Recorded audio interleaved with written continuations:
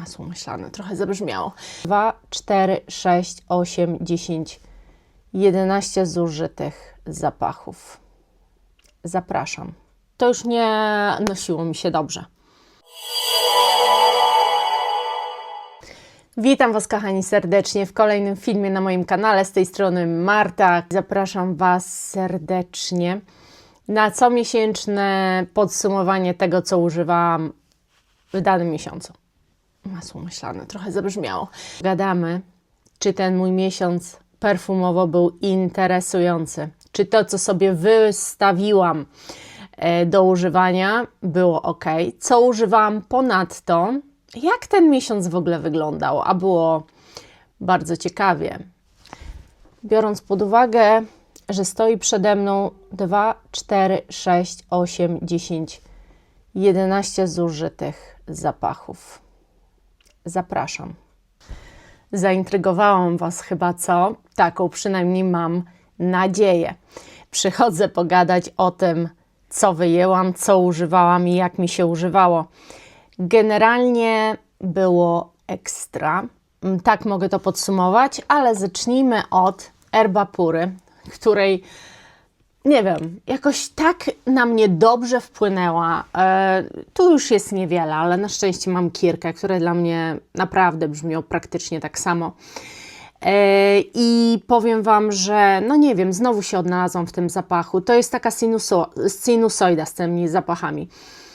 Są momenty, kiedy czuję trochę, są męczące, czuję jakieś takie trochę podgniłe te owoce, a teraz absolutnie nie. No on krzyczy, no to zdecydowanie krzyczy, jest bardzo projektujący, tak, ale był dla mnie przyjemny, był dla mnie owocowo, taki wręcz one trochę mają dla mnie wydźwięk i Kirkę, mają dla mnie trochę, słuchajcie, wydźwięk metaliczny wręcz, taki aż skrzeczący od tych owoców, ale wybornie mi się to nosiło, bez dwóch zdań. A drugą odlewkę, jaką miałam, to był BDK Possessoir i to już nie nosiło mi się dobrze. To znaczy tak, ja się dopsikiwałam, ja go nie czułam, nie wiem, co się stało, dlatego że ja uwielbiałam ten zapach. Ja nawet wręcz brałam pod uwagę zakup pełnej flaszki, a obecnie, no nie, on mnie w ogóle nie porwał. To znaczy tak, to jest piękny zapach, ale jego parametry mnie załamały. Nie wiem, dlaczego ja go praktycznie w ogóle nie czułam. No i dlatego, no to był dobry wybór, chociaż może było dla niego za zimno, może on powinien być używany w upały, może tak, słuchajcie. Nie pamiętam tego, powiem szczerze.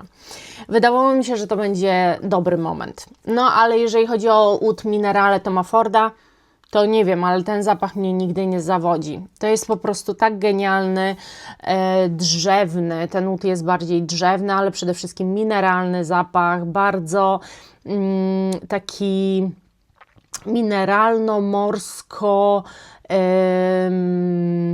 drzewny właśnie. Trochę ma taki wydźwięk taki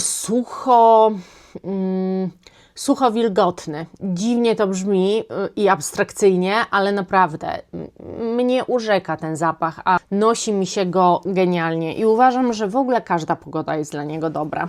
Miałam też wyciągnięty tak naprawdę nowy zapach z Fragrance du Bois Oud Orange. No ten zapach też krzyczy. Słuchajcie, nie tak jak Lovers. Lovers projektuje dużo bardziej, ale to też jest zapach wyczuwalny. Piękny, niesamowicie pomarańczowo. Ten Oud to jest tylko taki, tu jest bardziej metaliczny ten Oud.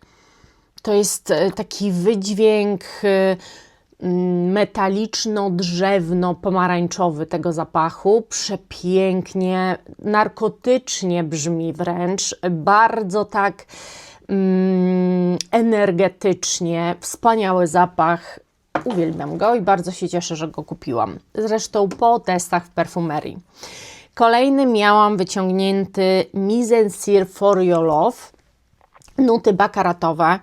Bakaratowy wydźwięk bardzo mi pasował. No, ja bakaratowe nuty mogłabym nosić cały czas. Wtedy miałam, chyba w tamtym miesiącu miałam wyciągnięty Thomas Cosmale, czy nie? Bo już nie pamiętam w sumie.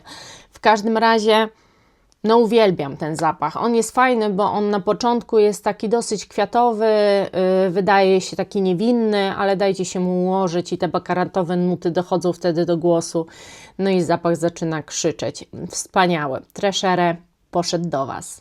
Mówiłam Wam w filmie o mocarzach też o tym zapachu. Tabak Sahara. Zszokował mnie naprawdę. Powiem Wam szczerze, że ja ten zapach mogłabym nosić codziennie. On jest tak dla mnie przyjemny, jest tak dla mnie też wręcz uniwersalny. Nie wiem, tu tak jak Wam mówiłam, tak naprawdę to można się doszukać takiego herbacianego wydźwięku tego połączenia nut. Nosi się go niezwykle przyjemnie. O Jezu, jak go wącham w korku. No jest po prostu wybitny dla mnie. Rewelacja. Nosiłam róże od Serge Lutens i La Fille de Berlin i ja po prostu uwielbiam tę różę, wiecie. Ona jest odpowiednio projektująca i o odpowiedniej trwałości. Ten zapach jest różany, metaliczny, trochę świeży, trochę ta róża taka czerwona. Wspaniały jest ten zapach. Bardzo się cieszę, że go mam i no, trochę go żeście też wykupili, bo przecież to nie jest moje zużycie. Tu nie wiem, co się zadziało. Birkholz Morning in Milano. On miał gigantyczne parametry, a jest przepięknym takim owocowo-waniliowym zapachem. Bardzo wesołym, bardzo przyjemnym, takim wręcz moim zdaniem ma wydźwięk lata. Takiego lata, gdzie jesteście na urlopie, gdzie czujecie tę słodycz koktajli pysznych, deserów. Naprawdę to nie jest przesłodzony w ogóle zapach, ale jest tak umilający chwilę. Ale ja go nie czułam za bardzo na sobie teraz. I też zachodzę w głowę, o co chodzi. No nie czułam go za bardzo, ale tu w korku czuję i to mocno. Co tu się zadziało? Coś tu ze mną jest ostatnio chyba nie tak, wiecie? Bardzo lubię ten zapach. To jest Musk Milano Times Square. Wspaniały. Uwielbiam. On jest, jakby to powiedzieć, owocowy z kwasogoryczką. Nie wiem, czy to tak mogę nazwać, ale on jest troszeczkę, ma taki sznyt jak w erbapurze czy w kirkę, czyli jakby takie skoncentrowane nuty owocowe, tyle, że nic podgniłego absolutnie, ale bardziej takiego idącego w stronę kwasu, kwasowości, z lekką nutą jakichś takich może właśnie skórek cytrusowych, troszkę gorzkawych. Bardzo dobrze noszący się zapach, bo nie jest przesłodzony, ale no on jest taki trochę w stronę bardziej krzyczącego, z tym, że nie jest przesłodzony, jest fajnie zbalansowany, jest dodana ta kwaskowość, która nie jest zakwaśna, to jest tylko taki twiścik delikatny. Bardzo dobrze mi się go nosiło, rewelacyjnie i w ogóle cieszę się, że sobie o nim przypomniałam, nie? Miałam też wyjęty Kilian nowy, Rolling in Love. No. O Jezu. Mogłabym wąchać i wąchać. Bardzo eleganckie te są perfumy. Wszystkie te Kiliana, takie właśnie w tych flakonikach, tak naprawdę to są zapachy kobiece. One wszystkie są bardzo ładne. Woman in Gold sprzedałam, bo było już niewiele i sobie pomyślałam, że lepiej sprzedać jeszcze taki ubytkowy, tam z 10 ml zostało. Prawie cały wykupiliście, no prawie cały, no 50 ml są te, więc 40 ml tak naprawdę kupiliście Wy. One są wspaniałe, ale ja Wam powiem, że ja z Kilianami mam taki problem generalnie, że mi się bardzo ich zapachy podobają, ale przez to, jak są strasznie blisko skórne, to te 1000 zł za 50 ml to trochę boli. I dlatego jakoś tak zawsze mam taki opór przed kupieniem kolejnego flakonu, bo ja za tyle mogę mieć 50 ml Maison Crivelli i będzie to wyjątkowy dla mnie zapach. Będzie to dla mnie zapach, który będzie mnie nęcił, który będzie bardzo długotrwały i będzie projektujący. A tu dostaję coś tak bliskoskórnego, że ja sobie muszę przypominać o nim. I to najlepiej, żebym popryskała w ogóle ubrania, bo na skórze to mam wrażenie, że jednak dosyć szybko znika. Także taki jest minus tych zapachów kilianowskich. Ale jeżeli chodzi o elegancję, to jest po prostu petarda. Kolejny to był Addictive Vibration od właśnie Initio. Powiem Wam, że ten zapach to krzyczy. Krzyczy na kilometr miodem, takim fajnym, takim... ja chyba w ogóle polubiłam ostatnio nuty miodu, muszę Wam powiedzieć. To jest, o Jezu, to jest wspaniałe. Zapach uzależniający, addictive, bardzo dobrze się nazywa. Ten zapach uzależnia. Wasz nos ma przyjemność z wyczuwania go. Delektuje się tym i przede wszystkim bardzo komfortowy zapach. Nie jest to jest zapach z projekcją, ale nie krzyczący. Wiecie, o co mi chodzi? To też nie jest zapach jakiś, to też nie jest zapach wesoły, to jest zapach z klasą, dosyć może nie poważny, ale no nie jest to infantylna woń. Przepiękny, nosiło mi się wspaniale. Gdyby nie to, o czym będę niedługo Wam mówić, jak skończę pokazywać te zapachy, które miałam wyciągnięte, to gdyby nie to, co tutaj stoi, ten zapach byłby użyty na pewno kilkukrotnie. Alien. No petarda dla mnie. Naprawdę. Tego Aliena, słuchajcie, zaczęłam trochę odbierać jak Libre, tylko tą dużo lżejszą wersję, ale pod jakim kątem? Dla mnie ten jaśmin tu zaczął troszkę brzmieć jak lawenda, która jest zastosowana w Libre. Taki właśnie vibe tego zapachu, no ale ja go bardzo lubię. On ma genialne parametry też, wszystkie Alieny mają genialne, tylko że ten jest bardziej elegancki. Mam takie wrażenie. Ciężko o Libre powiedzieć, że jest eleganckie, chociaż dla niektórych jest i to bardzo, ale tak, ale bym powiedziała, że to jest taki alienik bardziej wykwintny i wyrafinowany. Aura Sensuelle. Świetne, no. To jest po prostu niekonfliktowy zapach, troszkę z DNA aury zielonej, ale tak naprawdę podbita pewną sensualnością owocową, czymś lekkim, czymś bardzo przyjemnym. To jest zapach naprawdę, który się podoba większości. Tu się też nie ma do końca co nie podobać. Uwielbiam go nosić i w sumie to mam wrażenie, że niedawno go używałam. Nie wiem, jakoś pod koniec tamtego roku, ale to jest chyba niemożliwe. Latem raczej. No, w każdym razie utkwił mi w głowie i bardzo go lubię. Miałam też wyciągnięty Prada Radical Essence. No, ja lubię tu tę drzewność, tę czerwoność, bo wraz za tym flakonem faktycznie idzie taka drzewno-czerwono-owocowość. O tak bym to ujęła. On się świetnie nosi, ale przede wszystkim to jest zapach, za który dostałam komplement. Ja najbardziej lubię ten flanker, jeżeli mam być szczera. No i ostatni zapach z tacy to jest właśnie Q. Ja uwielbiam ten zapach. Uwielbiam. On krzyczy. On tak krzyczy, on tak projektuje, on takie zostawia ogon i jest tak silny, że ja myślałam, że te Q podstawowe takie jest, natomiast nie, ten. Fajnie, że on jak się ułoży, to jest jak Q podstawowe, które ja kocham, a nie zostaje ten taki dziwny, trochę przyprawowy wręcz początek, który w ogóle mi nie pasuje do tej woni, całokształtu mojego wyobrażenia i tego, jakie jest te Q podstawowe. Natomiast przez to, że on się później układa, tylko projektuje 3 razy tak, to bardzo, bardzo mi się podoba. Naprawdę rewelacja mi się nosi takie zapachy. no nie wiem, on jest taki i zielony, i cytrusowy, taki i kobiecy, i bardzo sensualny w pewnym momencie. Uwielbiam. Jeden z moich w ogóle ulubionych tak naprawdę zapachów, słuchajcie, mainstreamowych. Uważam, że prawie nikt o Q nie mówi. Nie wiem dlaczego. No i przejdźmy może do tego, co zostało zużyte już i dlaczego.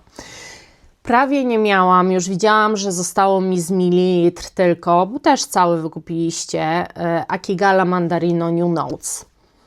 Jezu, to jest jak taka guma balonowa, mandarynkowa z Akigalą, z drzewnością. Przepiękny jest ten zapach. Projektuje też jak szalony, krzyczy, ale jest naprawdę cudowny. Myślę o tym, żeby kupić 3. flakon. No, żeby one były tańsze, to by już pewnie 3. flakon był. One są naprawdę warte poznania. Mają wszystko. Mają cudowne... O Jezu. To jest zapach wesoły. To należy do zapachów wesołych. To jest zapach na wiosnę i moim zdaniem na lato też Wam się nada. Jest po prostu świetny. Przez tą akigalowość, drzewność akigalową, to jest taki zapach gęściejszy i nawet zimą będziecie z niego zadowoleni. On jest po prostu genialny. Cieszę się, że jeszcze mogłam go chociaż tę końcówkę użyć. No ale już więcej nie mam. To jest zapach, który zużyłam, Aether Super, marki Aether Super, który dostałam od Wojtka w ogóle na Dzień Kobiet, czy na walentynki? Na walentynki. I to jest zapach, który zużyłam, 50 ml, dlatego że to jest zapach drzewny, świeży, dosyć taki wodny wręcz bym powiedziała. Idealnie mi się nadawał do treningu, więc rano wstawałam, spsikiwałam się nim i to jest, słuchajcie, moje dzisiejsze wywody o zapachach są dowodem, i zaraz to zobaczycie, na to, jak dużo można w miesiącu zużyć perfum, używając ich praktycznie codziennie. No bo 50 ml to się okazuje, że to jest mało zapachu. Nawet powiem Wam, że 100 ml przy codziennym używaniu tylko tego zapachu to jest mało, a to dlatego, że tak. Tu też zużyłam Aether i tu miałam dosłownie, no nie wiem, 3 ml tego zapachu. To też jest drzewne. To jest Angel Schlesser, bo to jest chyba marka hiszpańska? Nie pamiętam, ale to coś jest takiego, więc nie wiem jak to czytać, czy Angel, czy Angel, czy Angel, czy Angel Schlesser. Niemieckie wydaje się nazwisko, ale z tego co wiem marka jest jednak chyba hiszpańska. Oni G czytają jako H. Dobrze, jakby nie wiem jak przeczytać tę markę. Essential zapach, przepiękny. Świeży, ale naprawdę fantastyczny zapach. Trochę z nutą czystościową, takie drzewno, czystościowo, świeży zapach, przepiękny. I też go praktycznie całego wykupiliście, zostawiliście mi 3 ml i te 3 ml po prostu do treningu sobie zużyłam. Oprócz tego do treningu zużyłam zapach Aqua di Dream od właśnie Joli. Pozdrawiam Cię, Jol, serdecznie. Dostałam tylko co od Ciebie ten zapach, już go nie mam. Zużyłam cały, tak samo. Trochę wodny, trochę mi tak przypominał momentami jakieś takie nuty lakierowe, ale nie w negatywny sposób, bo to nie chemiczne, tylko były takie czy odżywki do paznokci, które miały taki zapach jakby ziołowo-kwiatowy i on mi właśnie tak zalatywał. Bardzo dobrze mi się też do treningów go zużywało. No i teraz do treningów wzięłam już, zobaczcie ile zużyłam, nie? Kolejny Pret-a-Porter, no i to jest w ogóle masterpiece. To jest cytrusowy zapach, świeży, ale powiem Wam szczerze, że z nich wszystkich póki co chyba najlepiej mi się używa. Mam wrażenie, że najbardziej projektuję w momencie, kiedy ćwiczę. Jest turbo rewelacyjny dla mnie. No i myślę, że go zużyję, no bo jak wzięłam jako perfumy treningowe, no to wiadomo, że przy codziennym używaniu zużyję i pewnie sięgnę po kolejny. Nie zamierzam wyciągać zapachów z myślą o treningach, dlatego że ja po prostu będę sobie sięgała po co będę miała ochotę i to, co będę chciała zużyć, a tylko i wyłącznie po te zapachy takie, które zamierzam nosić globalnie cały dzień i tak samym i tak dalej. Więc to zużyłam. Wyjęte też było na tacę Coco Mademoiselle i Coco Mademoiselle zużyłam do cna. Mówiłam, że i go użyłam ze 3 razy spokojnie. Mówiłam, że ja po prostu już muszę to zużyć, muszę się pożegnać z tym flakonikiem. No i też tak zrobiłam. Także Coco Mademoiselle w mojej kolekcji już nie ma i raczej nie planuję, żeby było. Tiger, tak samo Francesca Bianchi. Zostawiliście mi 1 mililitr, psiknęłam i po prostu zużyłam.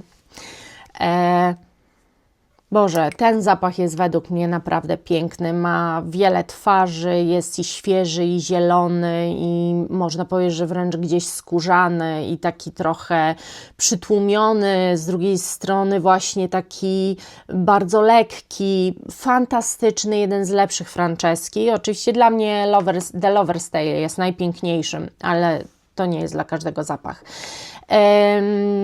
Co tu się zadziało z tym Sheriganem The Lovers in Pink? Boże, nawet zapomniałam już, jak się nazywa.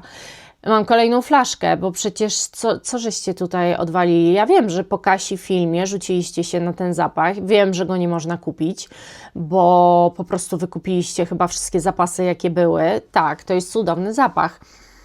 Wykupiliście u mnie, co do cna zostało coś tam na psiknięcie, to sobie psiknęłam i dlatego o tym mówię w tym filmie, bo było użycie.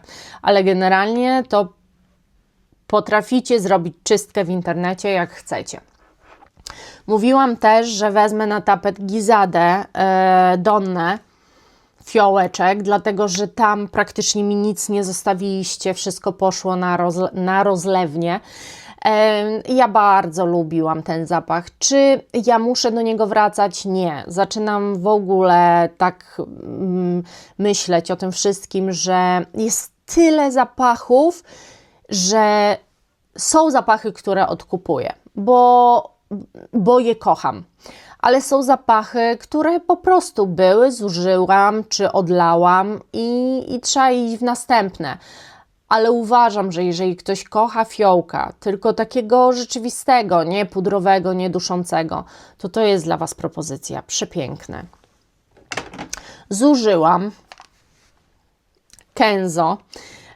Też, no nie powiem, że jego było mało, bo jego było z 10 ml, to jest sporo zapachu, ale Kenzo World zużyłam i powiem Wam szczerze, ten zapach to miał moc.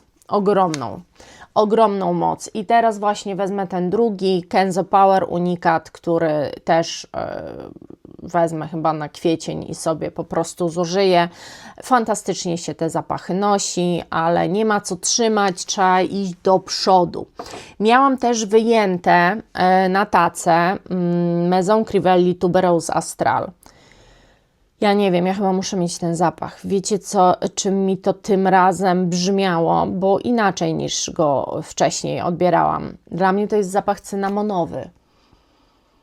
Jezu, ale on jest tak niesamowity. To jest tak cudowny zapach. Właśnie o tym Wam mówię, że są zapachy, które się wkręcają w głowę. Są zapachy marki Maison Crivelli, kocham naprawdę wszystkie.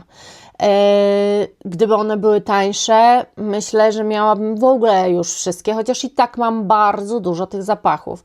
Ale ten jest naprawdę wybitny dla mnie. On jest cynamonowy, delikatnie tylko gdzieś tam słodki, nieprzesłodzony, jest też świeży, jest dosyć suchy, momentami wydaje się mokry. Czy on jest strasznie tuberozowy? Nie, już dzisiaj bym tak o nim nie powiedziała.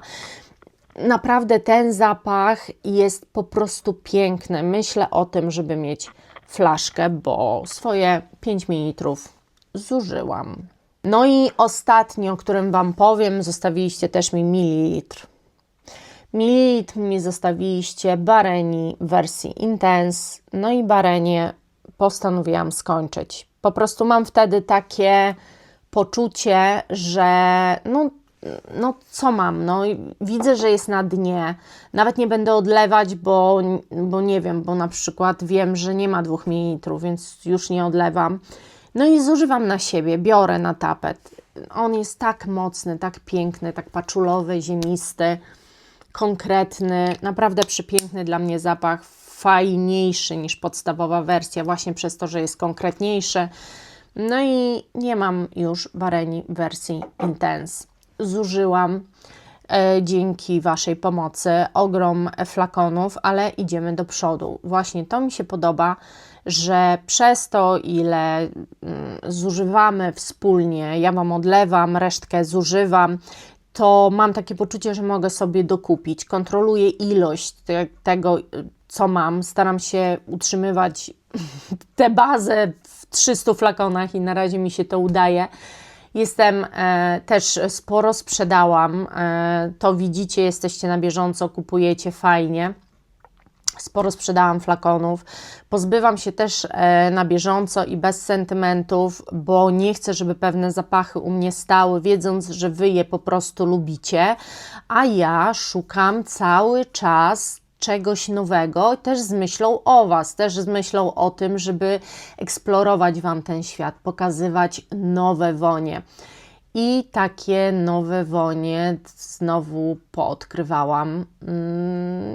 Niedługo na live'ach na przykład mogę Wam o takich rzeczach opowiadać też. W każdym razie ja za dzisiaj serdecznie dziękuję. Przeszłam przez to najszybciej jak mogłam, a nie ukrywam, że teraz muszę nagrać jeszcze film na środę, a ponieważ środa jest początek kwietnia, no to wiecie, że muszę nagrać film, co wyciągam na kwiecień. No i właśnie, czy ja mam na to pomysł? I tak, i nie. Zapraszam Was na środę, a dzisiaj koniecznie podzielcie się w komentarzach, co Wy używaliście. Dajcie też łapkę, jeżeli Wam się film i moje treści podobają i pamiętajcie, że jak macie podbicie, to podzielcie się nim ze mną. Dzięki, pa pa!